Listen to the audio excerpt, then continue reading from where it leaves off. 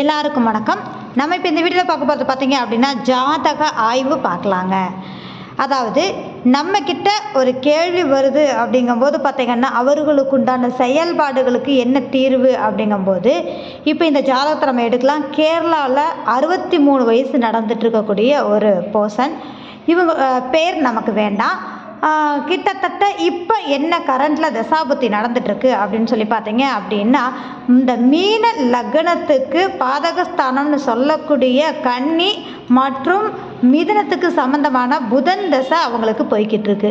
அப்போது இந்த புதன் திசையில் நடக்கக்கூடிய புத்தி அப்படிங்கும்போது சந்திரனுடைய புத்தி இப்போ தான் கரண்டில் 2024 11வது மாதம் ஆரம்பிச்சிருக்கு, 24ஆம் தேதி. அப்போது இந்த ஜாதகருக்கு இப்போ என்ன நடக்குது அப்படிங்கிறது தான். இப்போது அவங்க நம்மக்கிட்ட ஜாதகத்தை கொடுத்துட்டாங்க, எந்த கேள்வியும் இல்லை. இப்போ நம்ம இந்த ஜாதகம் எங்கள் அம்மாவுக்கு பார்க்கணும் அப்படிங்கிறது தான்.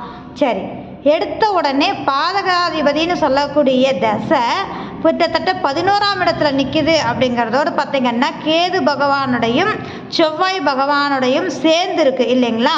அப்போது இதில் ஒரு விஷயம் என்ன அப்படின்னு சொல்லி பார்த்தீங்க அப்படின்னா கிட்டத்தட்ட பாதகம் ஸ்தானம் வேலை செய்யுது அப்படிங்கிறது தான். நம்ம எப்போவுமே ஒரு ஜாதகத்துக்கு பலன் சொல்லும்போது கிட்டத்தட்ட அவங்களுடைய வயதோட்டத்தையும் நம்ம கணக்கில் எடுத்து தான் பேசும்போது இதில் நம்ம கட் பண்ண முடியும் அப்படின்ற ஒரு விஷயம். ரெண்டாவது பார்த்தீங்க அப்படின்னா இப்போ நடக்கிற சந்திர புத்தி யாரு?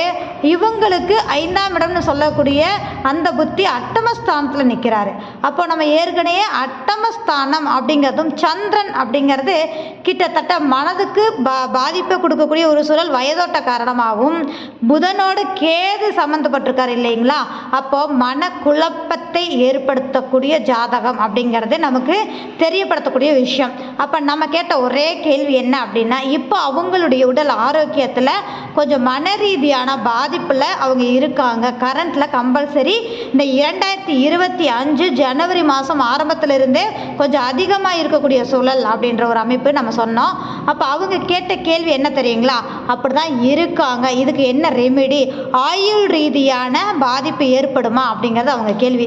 அப்போது பாதகஸ்தான திசையும் நடந்து அட்டமத்தில் நின்று சந்திர புத்தி நட்சத்திரம் அப்படிங்கும்போது செவ்வாய் பகவானுடைய நட்சத்திரம் சம்மந்தப்படுது அப்படின்ற ஒரு விஷயந்தான். அப்போது இந்த செவ்வாய் அப்படிங்கக்கூடிய ஒரு அமைப்புக்கு பார்த்தீங்க அப்படின்னா இந்த ஜாதகத்துக்கு செவ்வாய் பகவான் 9ஆம் இட அதிபதி அப்படிங்கும்போது பாதகமும் ப்ளஸ் என்னென்னா மாரகமும் சம்மந்தப்படக்கூடிய ஒரு சூழல் அப்படிங்கிறது தான் இல்லையா?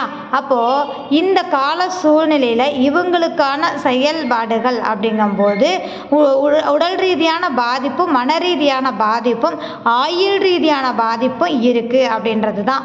அது மட்டும் நம்ம சொன்னால் போதுமா?